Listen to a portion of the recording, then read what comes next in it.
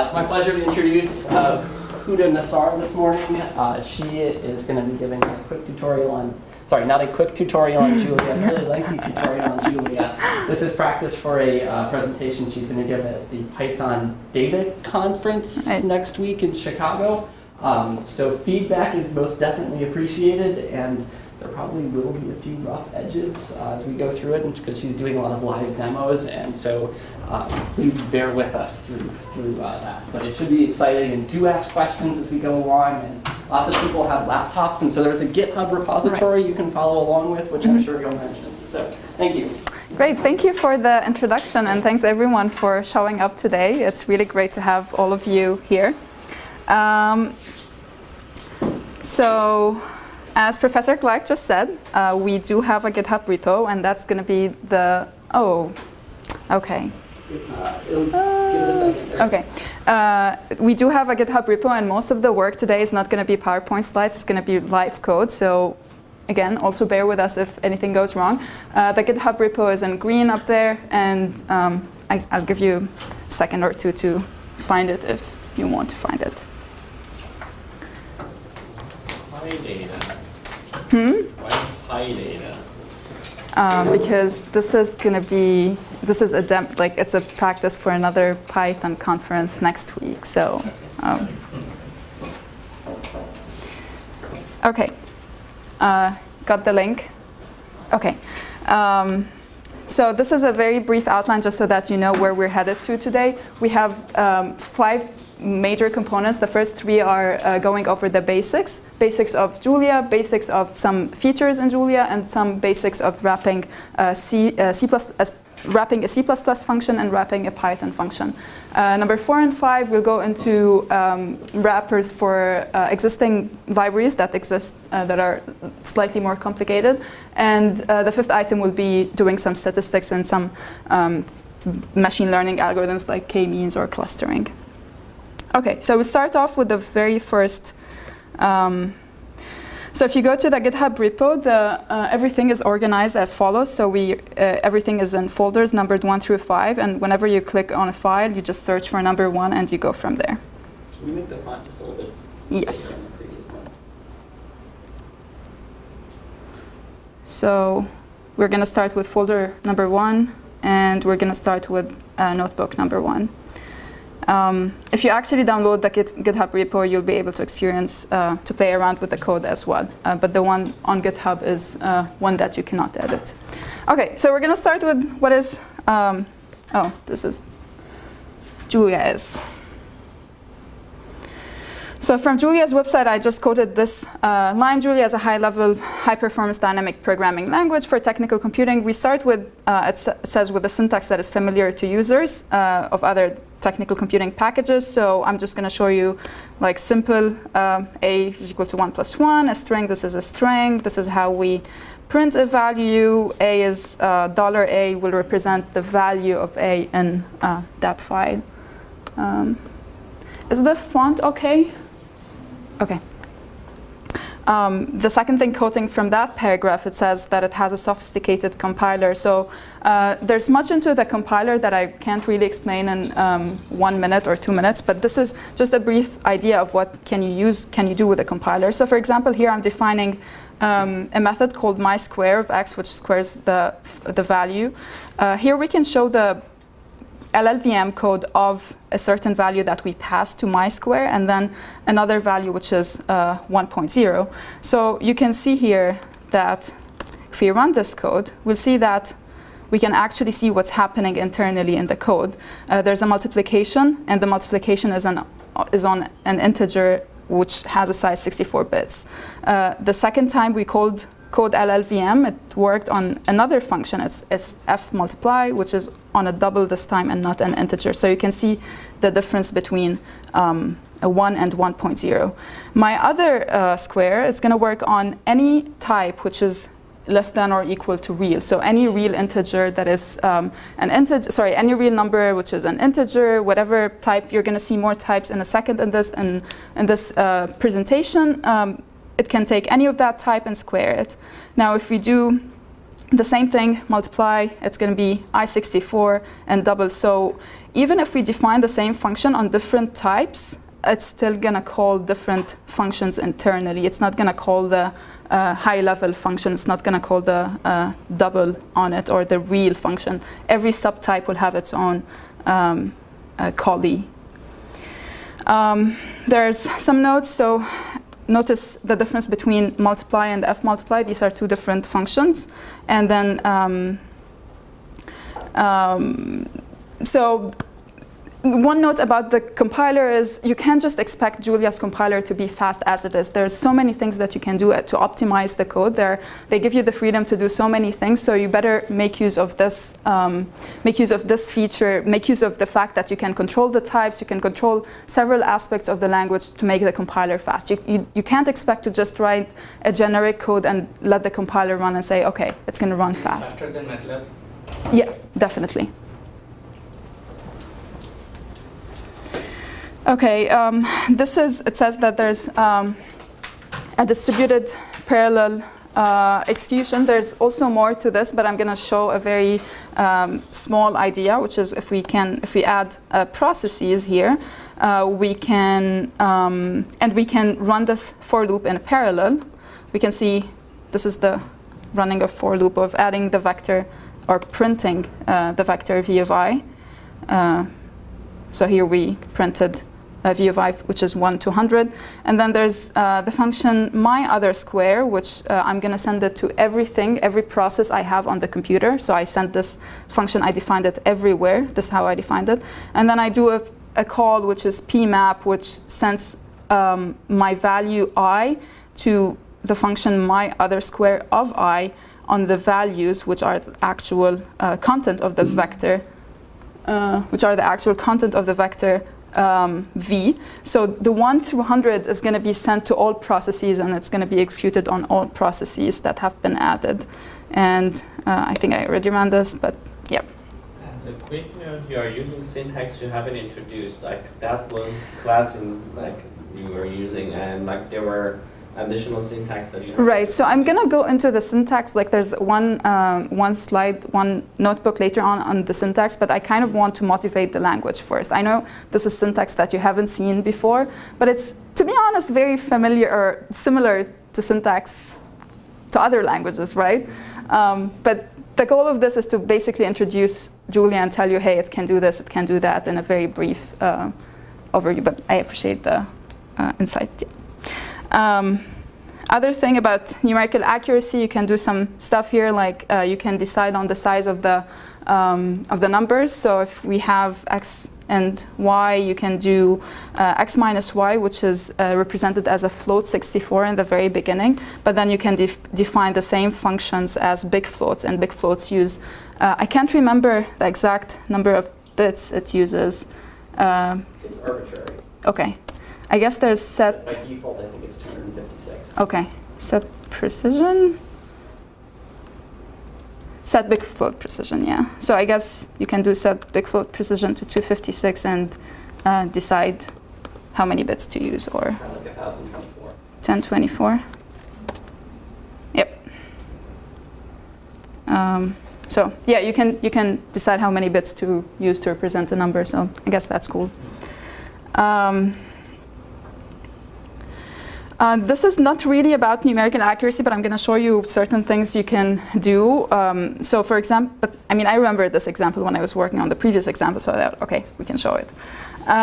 So here we're defining a constant value c, and const, I'm going to describe what const is later on, but const doesn't mean this value can't change, this variable can't change value. It only means that it cannot change type, and we're going to show this in a second. But let's say we define c to be 2, and then we say a function f of I is equal to I plus c plus c.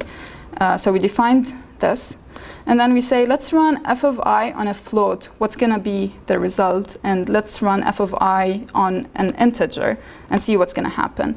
So what happened is when we run it on a float, there was 2 additions. And then we added f_add double to integer, and then we returned something. When we did integer, it only did add ones. So what's happening here is, if you recall, so I is the integer or the float that we're trying to pass, and C is an integer here. Okay, so, oh, this is same thing. So the compiler is aware that the floating point addition is not. Right, so let me actually explain this. So what's happening here is, and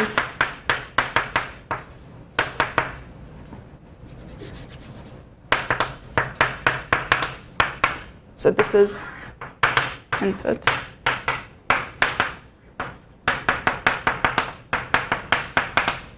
So this is C, and this is C, this is C, and this is C. What's happening in the first case is, this is the first case. Float plus integer is going to give me a float, and then float plus integer is going to give me a float again. So it knows that these two are integers. Sorry, it doesn't, it mapped the first two together and then got the addition and did the second two. But in the first case, it's doing integer plus integer, which is an integer, and then integer plus integer is an integer. There's a very cool trick in Julia, which you can do. I'm going to show it now. It's a fast math operation. What happens is that you can literally just group these two things together without you explicitly adding the parentheses. The compiler by itself will know, okay, let's do these two things first, and then let's do these and both examples, and then add whatever the input is going to be. So the compiler will just group whatever grouping has to happen. And that is illustrated. So this is F. We did the code. Okay, here's where it's happening. So we're adding a fast math, and now in this case, it's just going to do C plus C first and then add to I. And if you can see, first we had two operations. Now we have just one operation. So it worked. And it's still a float add because we're eventually still adding a float in the beginning. Okay. Extensive mathematical function library. I guess there's so many things you can see here. This is the base of Julia. You can find so many essentials there. You can find like the basic functions. And if you're really interested in learning all the syntax, everything is really well documented. So you can refer to this libraries to see what functions they already have existing. So I hope this was a good starting point. We can just kind of see what happened or what Julia can do. The getting started link is for you to help you know where to get Julia from or what to use for development toolkit or whatever preference you have. If you are interested, any one of you have ever done any Julia work before? Okay. Are you interested in doing the code with me on the run? We are. You are? Okay. I'm trying at least. Okay. Install Atom first. So if you want to do a notebook with me, I'm just going to illustrate how you do it. After you download Julia, you're going to open it and you're going to see something like this, right? So what you'll do is do package.add iJulia, which I already have. Case sensitive. It's case sensitive, yes. Which I already have, so I'm not going to do it. And then you're going to do using iJulia, and then you'll use it, and then you open a notebook. So if you can't install things or are having difficulties, there's a way where you can run everything in the cloud. So the link is juliabox.org, and it's actually somewhere here. Yeah, so you can just click on this link and you'll be directed. You can sign up with any of these or sign in with any of these. And okay, so after you've gone to Julia Box, So go to sync. you can go to sync and then just copy and paste the GitHub repo. So just take that GitHub. So Paste it here, download. and then click the plus button, and then you should Can you be, make the font a lot larger? yes, sorry, I keep forgetting.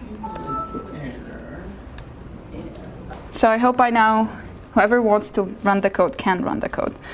We just did the first Python notebook. This was the getting started, so it has some directions to where to get Julia from and get started with it. And now we're going to do a little bit of syntax. Now it's so hard to go over all the syntax, but I'm hoping throughout this presentation you'll see the differences, or you'll see some of the basic concepts. So for example, you use double quotation. That was one different thing from Python, or whatever. You're going to see it now. It's going to be hopefully familiar to you. So if we start with these two strings, so this is how we define a string. We can define string with a quotation inside of it by adding 3 quotation marks at the end or at the front of the string. This is Boolean operations. So if we have and, that's 1 and 1 is 1 and 1 and 0 is 0. A vector is defined this way. We can either define it by commas or semicolons.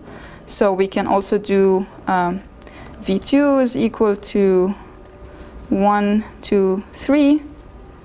And then if we do show v and add show v2, both of them are going to be the same thing, whether you define it with commas or semicolons. That's slightly different from MATLAB. MATLAB will do this one as row, this one as column. Here they're the same thing.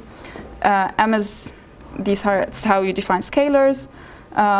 Showing, this is the modulo operation. Division, that's how you divide. There's a divide function, which is div m by 2, which returns, so m divided by 2 will always return a double, no matter what.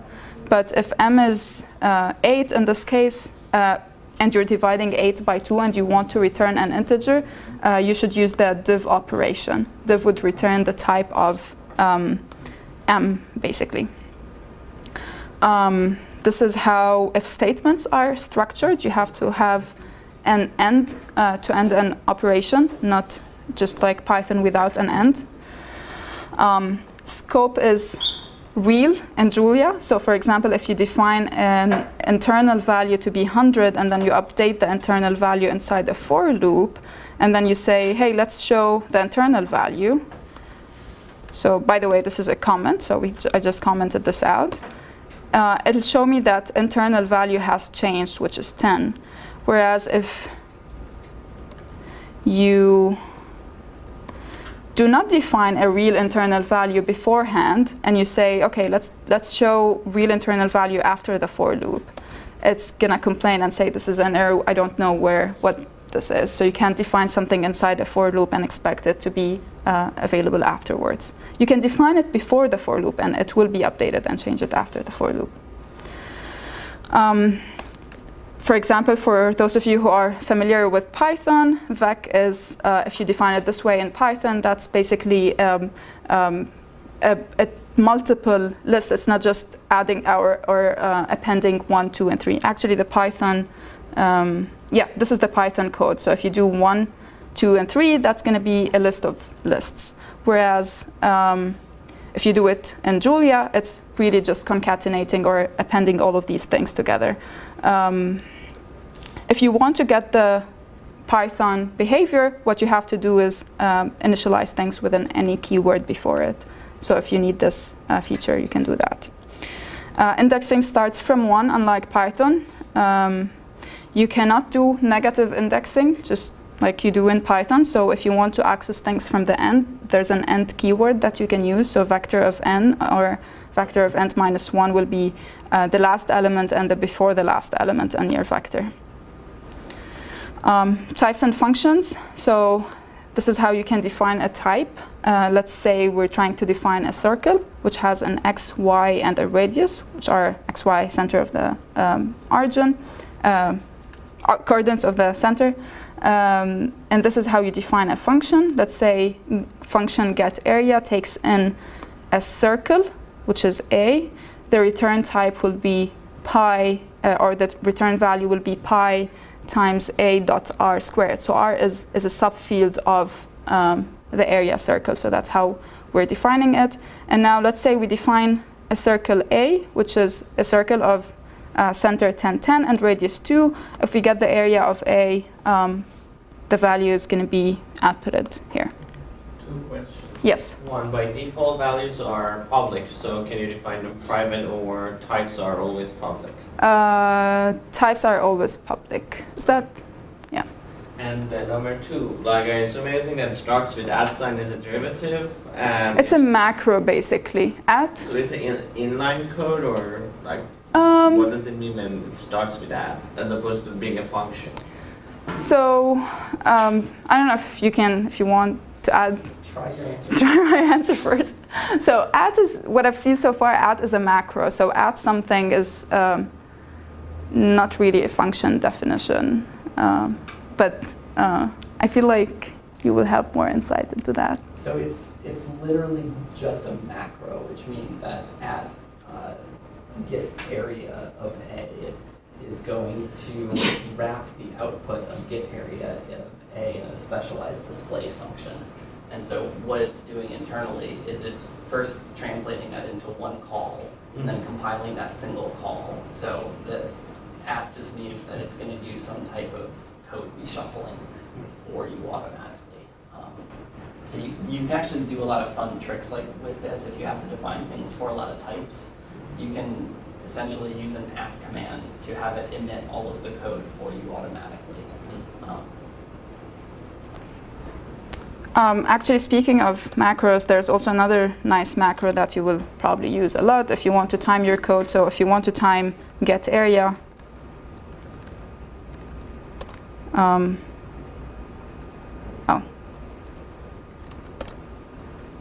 this gives you the time disk. So instead of whoever is familiar with MATLAB tick-tock, you can do a time macro here. And there are many other macros you would see. The other macro that might be worth mentioning is printf. Printf, yeah. F. And this is how it's printing it. But if you're familiar with printf elsewhere, you can use all of the Percent. the percent i's and your percent f's and all of that fancy stuff. And the nice thing about it being a macro is what happens is in the macro it actually compiles it, so you get a type safe printf. So you can't screw up the types. If you give it an int and expects a float, you're not going to get a runtime error. It will be a compile time error. Okay, there's something wrong that's not working here, but D should be a float. oh.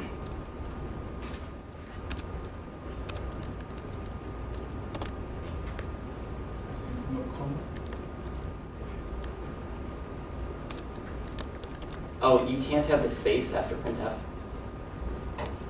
Oh, I can't have a space? Oh, Correct. there's no space. After printf.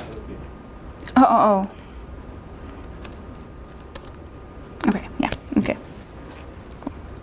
So, moving on, so that was a good introduction to modules. Thanks, Shaheen.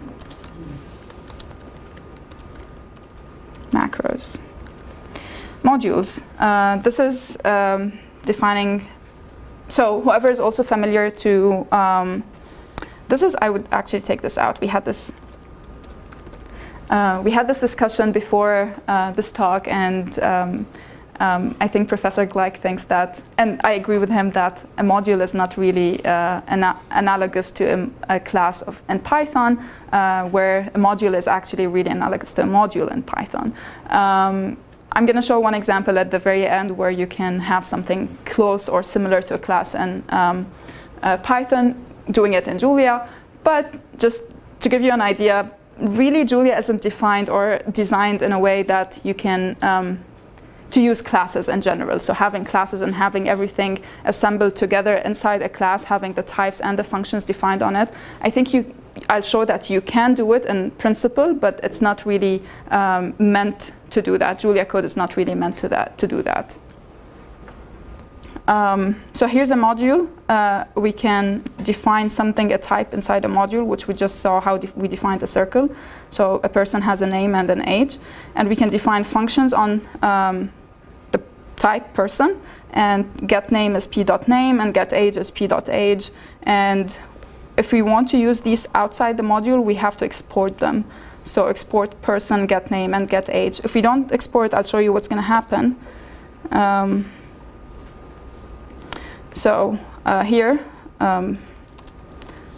so we did p is equal to my module.person, and the person is Tia and 9.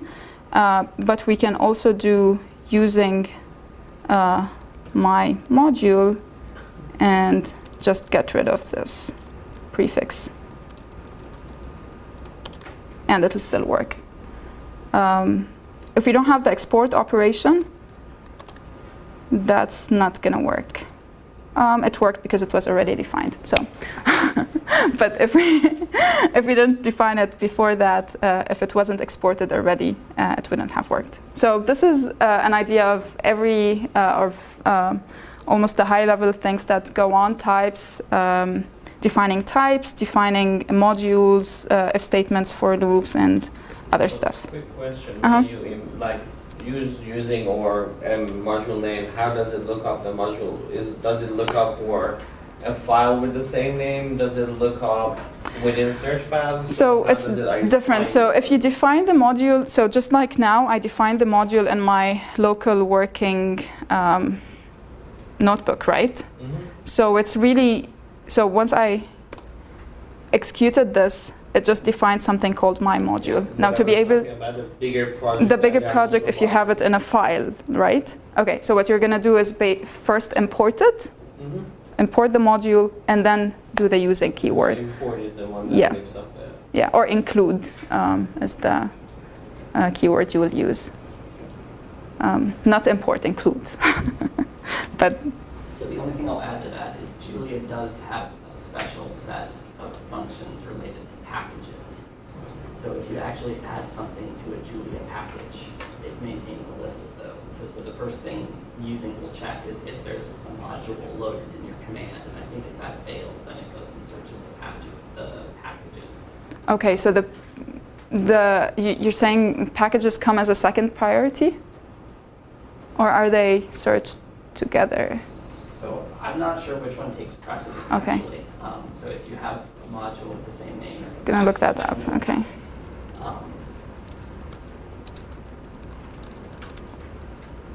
But that's a good question. We should address that. Yep. So I'm going to talk about packages soon, but packages are also loaded using the using keyword. So that's why this comment. So yeah, we should find out if packages are first or...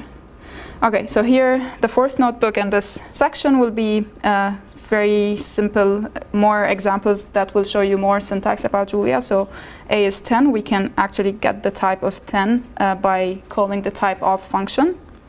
If B is 10.2, the type is float 64. So this one was int 64, now it's float 64. We can set precision, and we saw that a little bit a while ago. So here we're showing C, and then type of C is big float, whereas type of type of E is just a regular float 64 of E.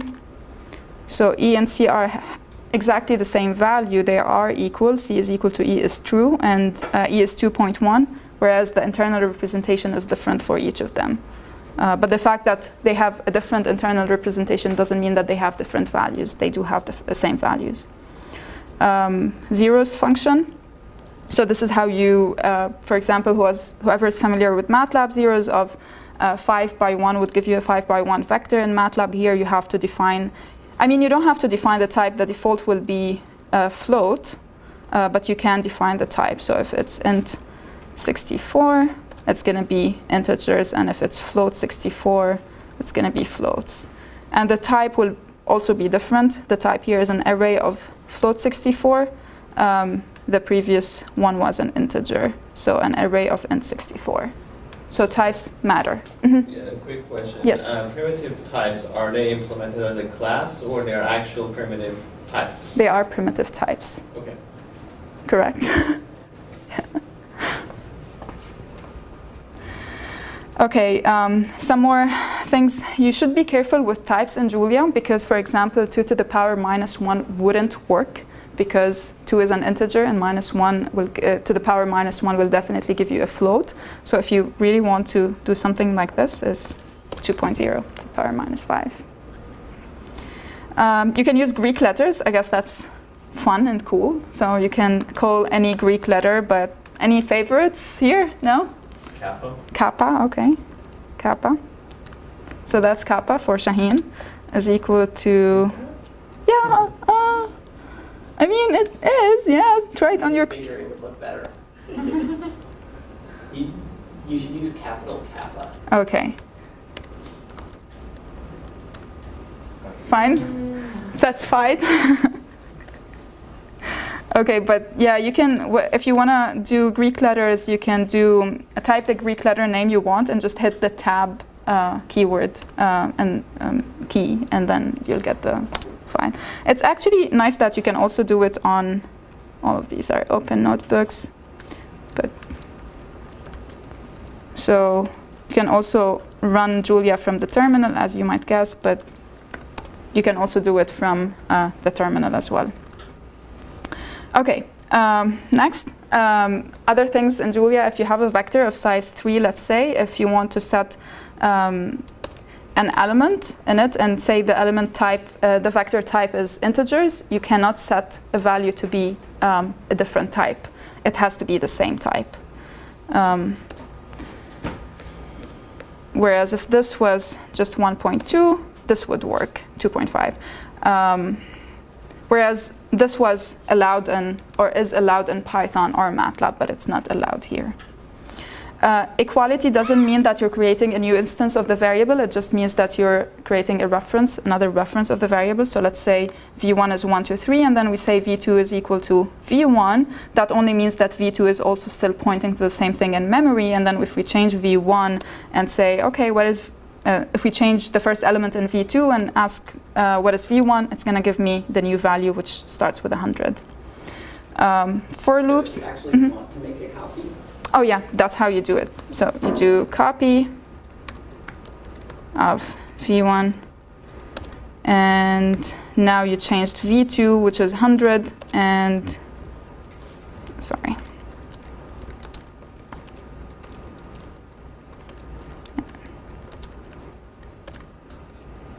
So v1 is still 1, 2, 3, and v2 has changed value. So if you actually want to change the values, you create a different copy of it. For loops, this is an example of for loops. You can do this format, x in input vals. So this will loop over the values and input vals, which is iteratable, and we'll see an example about iterators later. The second way you can do it is for I is equal to 1 through length of inputs, and then just loop on every single item of the vector in hand. So these will generate the same exact output, but the format is slightly different. This is a simple if statement. That's how you do it. If else, and you can do, it has to have an end. It's not actually, I mean, so there's an else if operation. My rand is bigger than 0.6.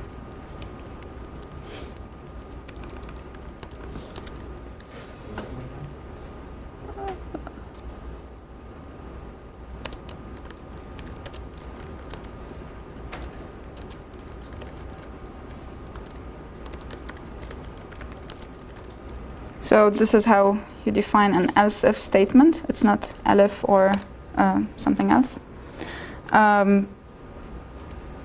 This will generate an error. 1 cannot be, it's an integer. It's really an integer. It's not 1 on 0, or so you can only do true or false. And false. So 1s and 0s don't work. While loop, there's really nothing special about this while loop, but I put it out there in case anyone wants. String concatenation, that's how you concatenate a string with the multiply or times or the asterisk symbol. packages. And this is one of the most important thing about Julia. Julia is really based on, it's an open source language where people contribute their codes to the public, everyone can use it. And these things are usually present in packages where people can download the package and start using the package. Just like now we're using the iJulia package, there are so many other packages that are out there.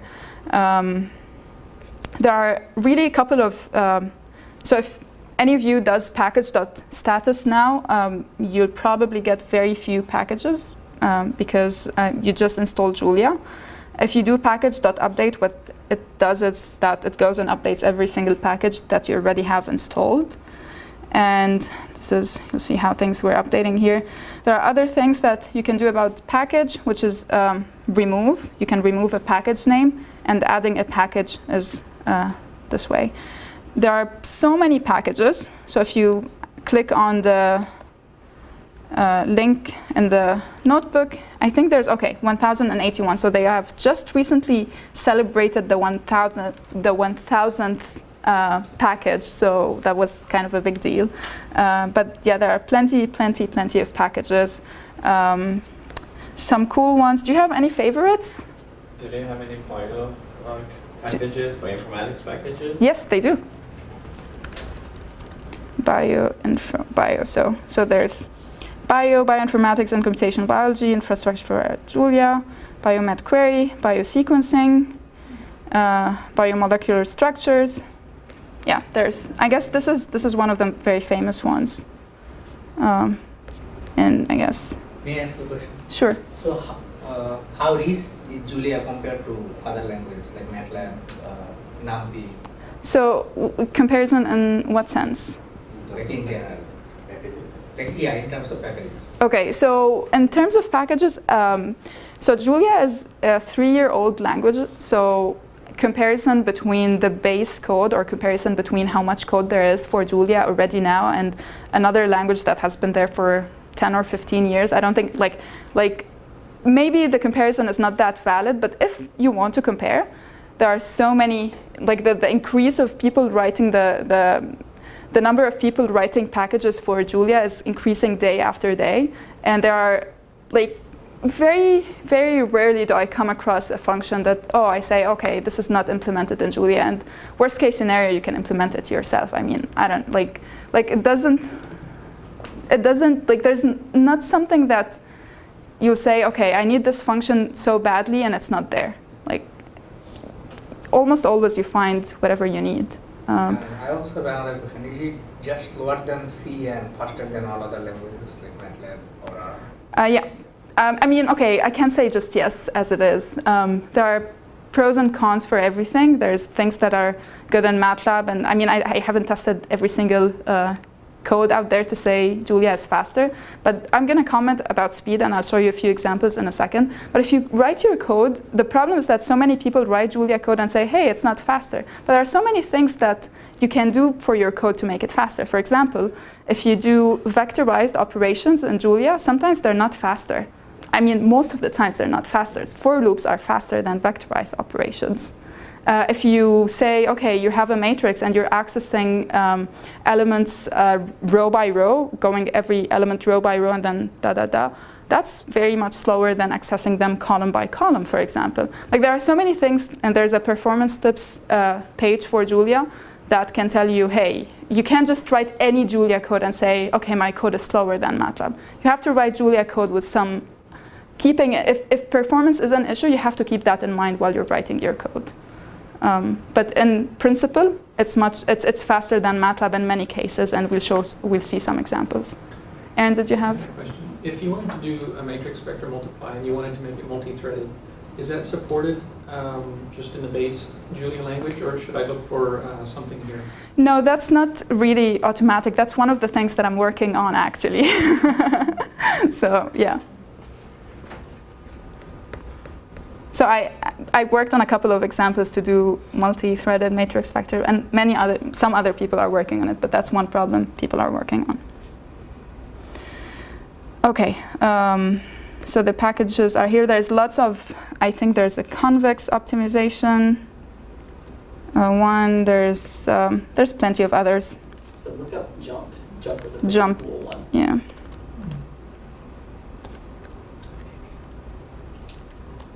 Yeah. Julia for mathematical optimization. So, and I guess most of these are nicely documented. So if you go to the Jump GitHub repo, this is the documentation.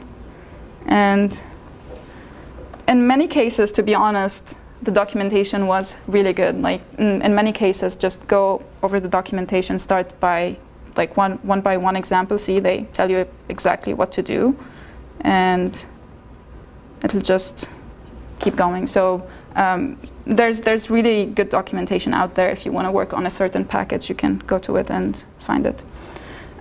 Sparse matrices. This is a sparse matrix. Sorry, does anyone have any questions at this point? Okay. So, so you mentioned that vectorized instructions are slower in most of the cases in Julia. So why is that?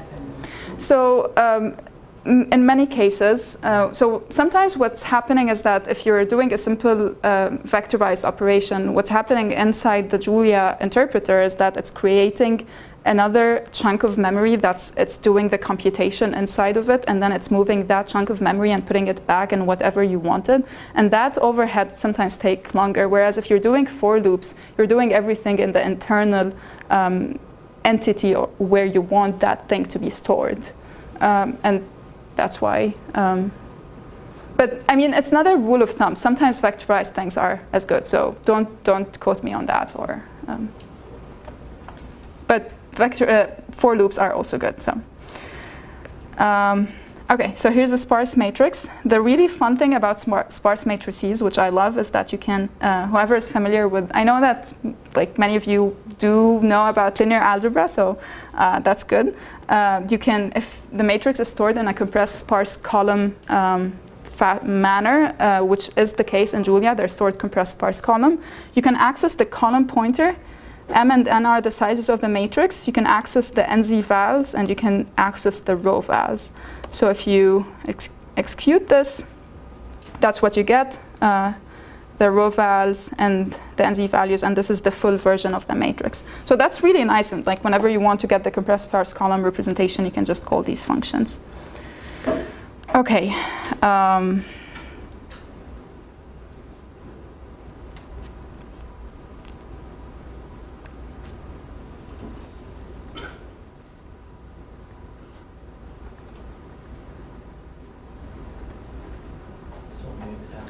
Okay, so this is the other Jupyter notebook, the second folder, which, I mean, we're obviously behind on time, so I might be skipping some of these items, but they're there for you in case you want to see. So speaking of vectorized versus devectorized, this is an example. Another thing with vectorized versus devectorized, for example, if you define these values to be just globals as n and k, which means that n and k can change types whenever they want, the compiler will be slower, obviously, because it doesn't, like now the moment I defined n and k, if I add this here and say n is equal to 100, it's going to be okay. It says redefining n, but if I'm going to say 100.2, it's just going to give me an error because I already defined n to be an integer. I can't redefine it to be another type. So it's really nice whenever you know that a certain value will not change type, just define it as a const, because that's going to make your code faster. These are some vectors, a, b, and c. And now we're trying to find delta, which is, I don't know if you remember from high school or middle school, quadratic equation ax squared plus bx plus c. If you want to find the delta of that, let's say we have n of them. We have n, a, b, and c. Here we're trying to find the delta value. This is the devectorized version where we're actually looping over each element. And here's the vectorized version. And the vectorized version is about an order of magnitude slower. So see, like going back to vectorized versus devectorized, if you write your code right, I mean, that's the automatic way you would do it in MATLAB, let's say, right? But if you write your code right in a for loop, going over each and every single element, it's faster. Why that? Huh? Why that? Again, so when I answered his question, that was, in this case, for example, when the computation is happening, it's creating another entirely different chunk of memory, and it's saying, hey, let's do the computation in this new chunk of memory, and then moving whatever was computed to the previous location. So there's some overhead of communication, there's some overhead of creating memory, there's different aspects, but in this case, we're really just computing this D value. Fast math here is really just, I mean, I guess if I remove these two. I think the probably because it has internal like features, that copying is because by definition it assumes that you may want to do it in parallel, so it has a separate context for it.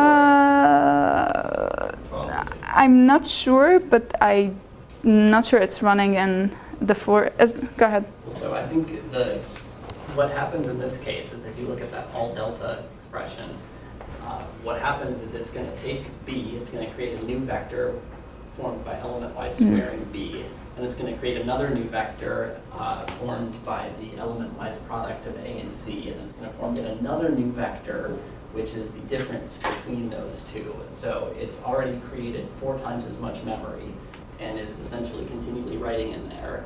Then at the end of that, what it's going to do is create an entire copy of all of your input, and then create this filter array.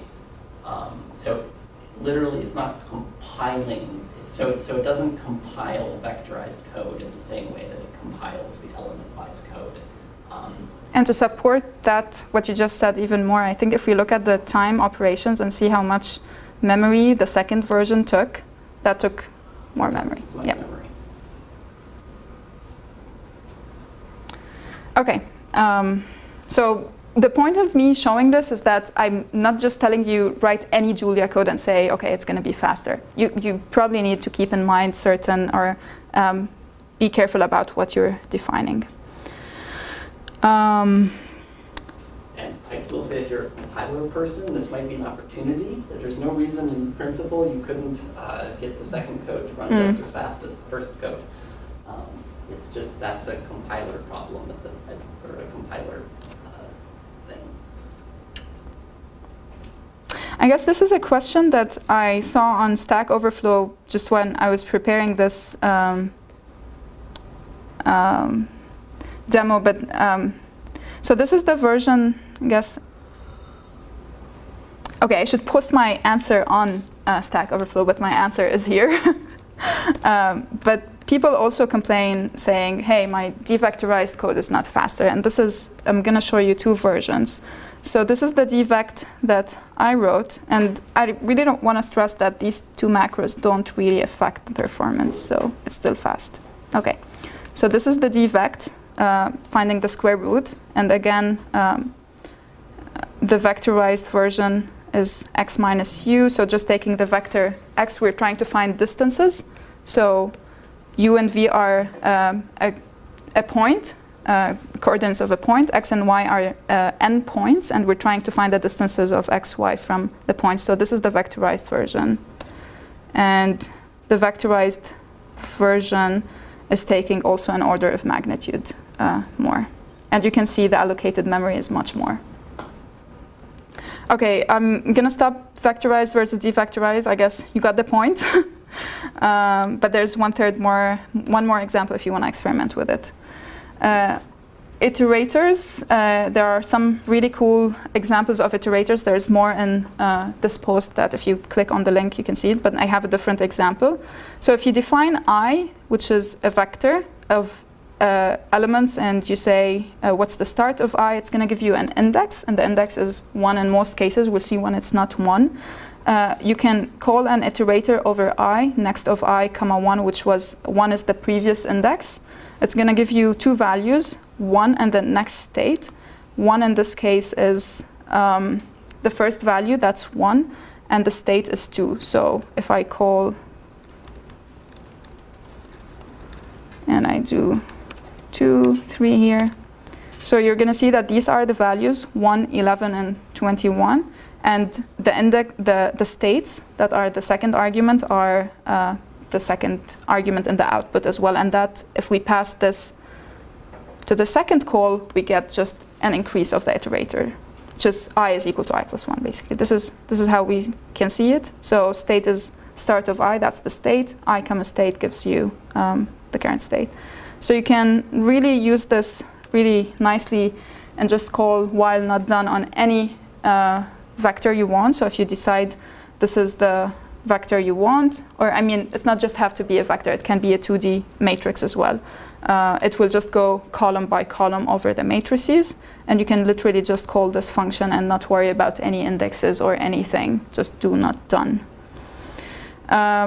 Dictionaries, I haven't talked about dictionaries yet, but here's an example how you define a dictionary. So you can use the dict keyword, and this is, for example, score 1, or I mean, it could be anything, score 0 if you want to start from 0, 2, and 3, whatever you want, and you decide the values. Iterators are defined on dictionaries by default as well. So this is how you can see the dictionary. Okay, these are the keys. Okay, this is the, okay, great. So here's where I wanted to say that sometimes the indices are not 1, 2, 3. So as you saw here, the states were 1, 2, 3 because it was a vector. When it's a dictionary, it doesn't have to be 1, 2, 3. It just happened this time it was 1, and then it was 4, 14, 15, and 17. And the reason it's that case is if you look at the internal structure of D, these are not arbitrary numbers or random numbers that they appeared. It's just that if you look at the D dot keys, you will see them stored in this way, and that's why you got 1, 4, 16, and 17. It's hash array, no? Sorry? So it's hash array. Right. Do you want to explain what symbol is, or do you know? Symbol? What symbol is? I don't know. Okay. What is symbol? Well, so you've got an array which is symbol. Oh. So I think your dictionary is from symbols to ints, is that right? Yeah, that's right. Yeah. Okay. So symbols are just compiled strings. So rather than actually being strings, they're just internally they're integers, but they have nicer names. So you can think of them like defined in C or C++, but they're all like it's just more precise than that. okay. And they start with colon? They start with colon. They start with colon, yeah. But you could do strings too, which would have shown you something different.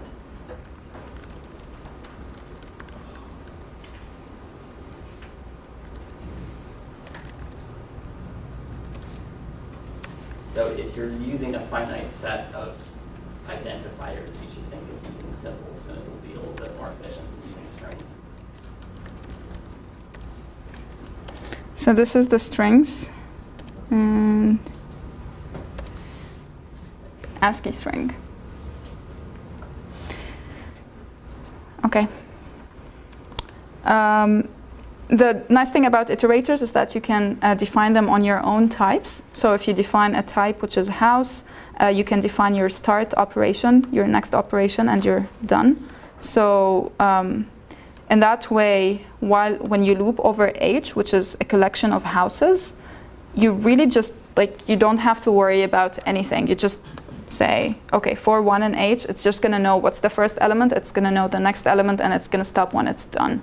It's automatic once you define your start, next, and done. Column major storage of matrices, that's another example where if you do column major, it's going to be faster. So I guess this is an example.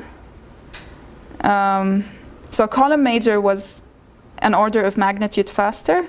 I guess if you run it another time, yeah, it's an order of magnitude faster.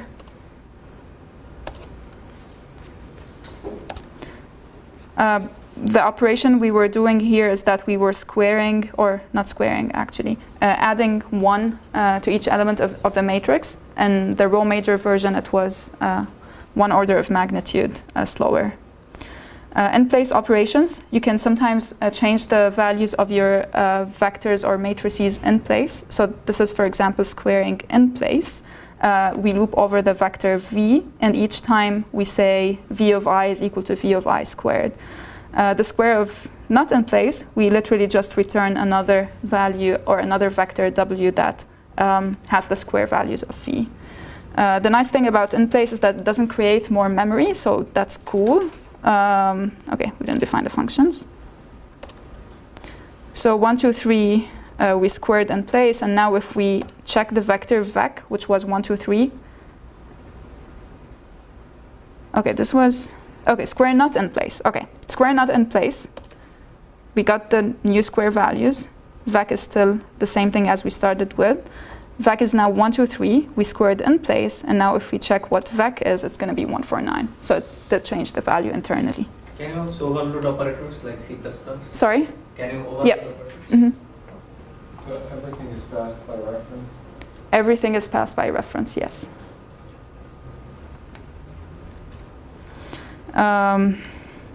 Okay, I don't know, any recommendation on how we go? Keep going. Keep going? Okay.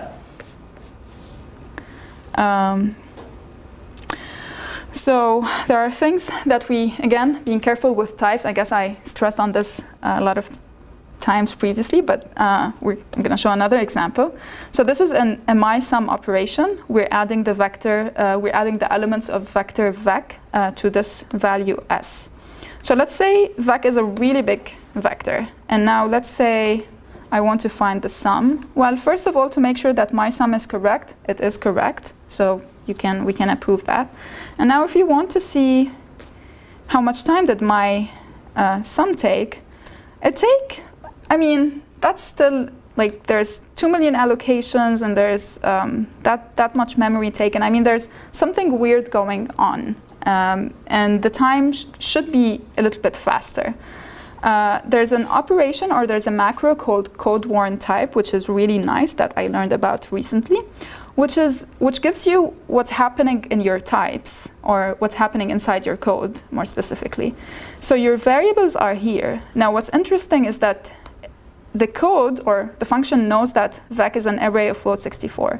Now, the problem is that it knows that s is of type any.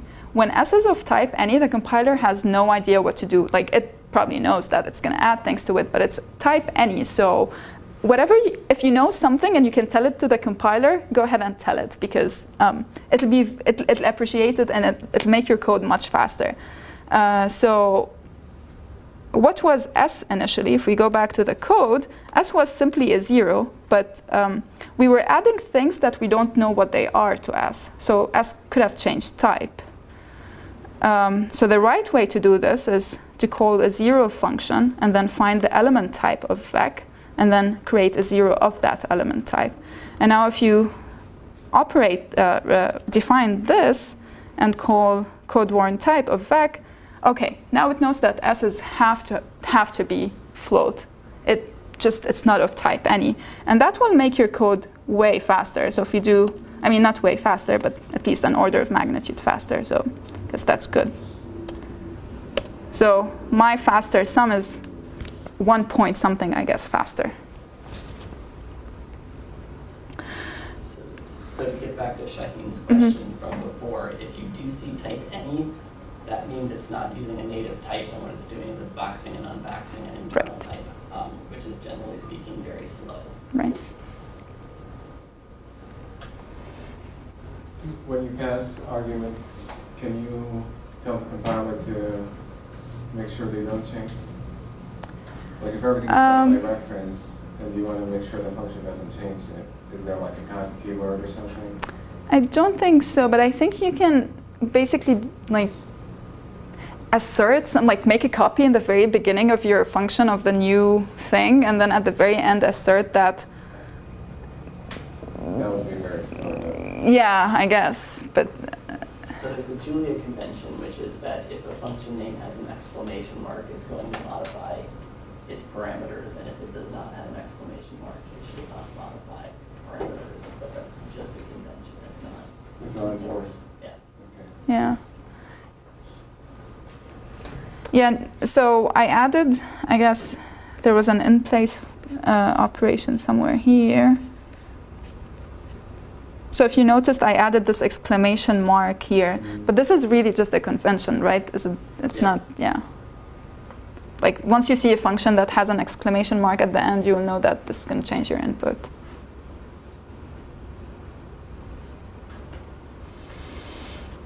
So hopefully people stick to the convention.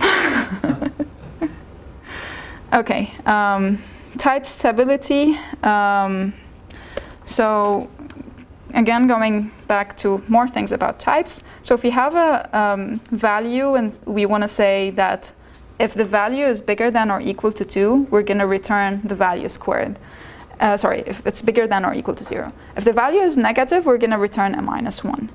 Now, if anyone can see, okay, I'm going to tell you what's the problem with this code.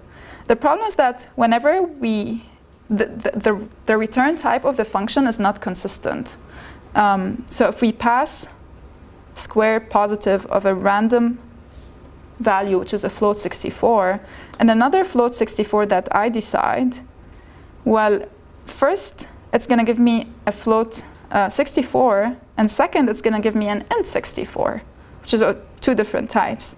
And if I do, okay, exactly, if I do type of the return value and type of the return value in the second case, it's going to be different. But notice that both of the inputs are both of the same type. So there's something weird or something not very nice happening, which is the compiler doesn't know what's the return type regardless. The return type could be integer or could be float, and even worse, the return type could be integer and float, given that you have a float as an input. So both of these cases are floats, but they return different types. Whereas in the integer case, I mean, it's good that it's safe, because whether we return input integer or input integer, the return type is going to be integer either case. The better way to do this is, again, use the type of function and return one of that type. And now if you run this, you know that whenever the input is a float, it's going to return a float no matter what. And whenever the input is an integer, it's going to return an integer. Can you show the code warn Yes. types for these to see the actual difference on the output? Sorry? Can you show the code warn types so you can Oh, see yeah. that one of them is going to return any and the other one is going to return? Let's do. So. Yeah. Warn type of.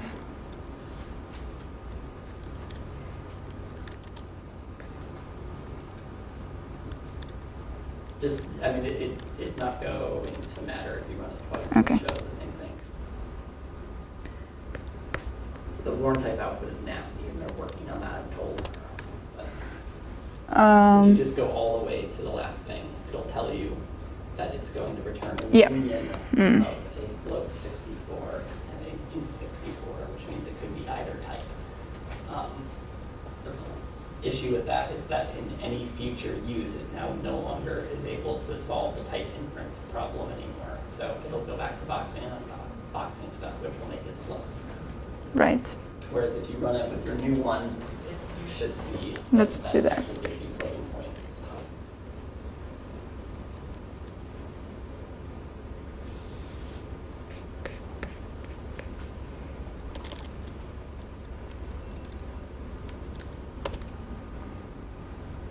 So the return values are float 64.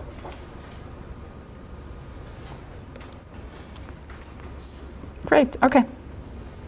Can you return multiple objects? You can. Yeah. Multiple objects. Is that what you said? Or any set of objects? Yep. Like MATLAB to do it, for example? Here's a very quick example. So function f of x, or x is equal, return x and x squared and x cubed.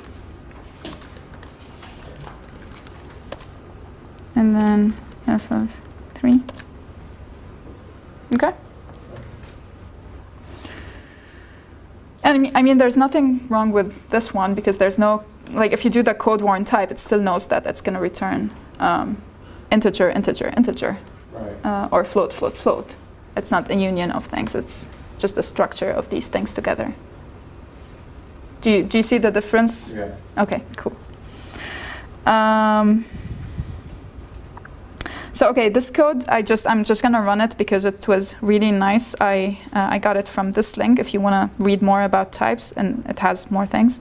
This is, I mean, I can't show the entire thing on my screen, but this is how the tree goes. There's abstract float, under it there's big float, float 16, 32, 64. There's an integer, big int, bool signed, and so if you're interested, that's how it looks like. If you want to have something that works on any number, you just have to call to say t with, so let's do this in the example that Maher just asked about. So it's less than or equal to real. Need braces. Oh, yeah. Brace, wait. So you need to create a type. Oh, yeah. So, T. No? Yep, that's good. And then X has to be a type. Mm. Okay. Parentheses at the end. Okay, great. So in this way, we're telling the compiler, or telling the compiler, that we are creating a new type T that could be anything real and below. So if you run this function on hello, it's going to complain. It didn't, because it was already defined again. So f, it's going to complain. Has no method matching ff string. Whereas the previous one, which was purely f, which was x, this was the one that was already defined.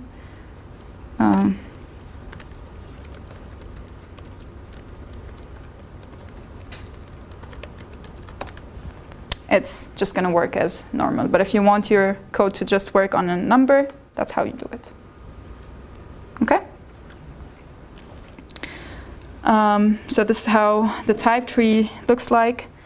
You can define the same function on different input, so different types. This is how you do it. There's functional programming, which I learned before the talk as well from Professor Clark, that this is not really functional. I mean, I don't know, do you count it? No, it's functional programming, but it has, like, the Julia terminology is nicer, so it's an anonymous function, right? Well, funcmap is an anonymous function. Funcmap. You can use it to do functional programming style Okay. operations. So let's talk about the type first. So funcmap, if we do it this way, it's an anonymous function. We are creating it or defining it without using the function keyword that maps x to x squared, let's say.